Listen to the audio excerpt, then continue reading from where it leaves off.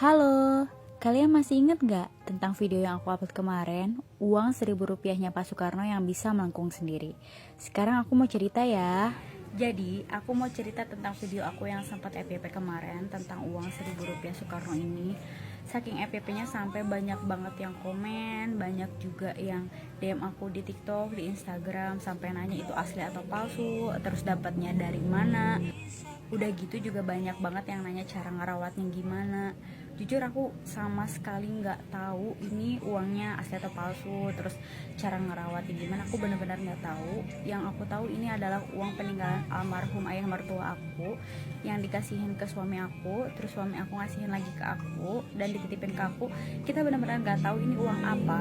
Dan disitu sampai banyak yang minta WA, terus yang pada DM juga ya, pada mau beli uang ini kan karena aku bukan kolektor. Tuh lihat tuh, yang ini udah nggak utuh lagi.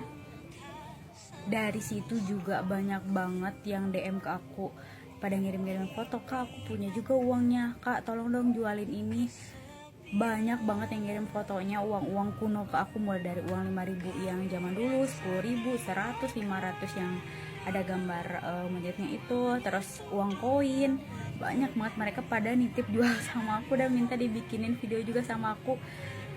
Perlu aku jelasin di sini, aku bukan kolektor teman-teman, hanya orang biasa yang punya uang Rp1.000 Soekarno. Dan aku adalah orang yang merasa aneh ketika ngelihat uang ini bisa melengkung ketika aku taruh di atas tangan. Udah gitu aja, dan aku iseng upload di TikTok, udah gitu aja. Dan ini detailnya ya, kalau misalnya ditaruh di atas cahaya atau flash.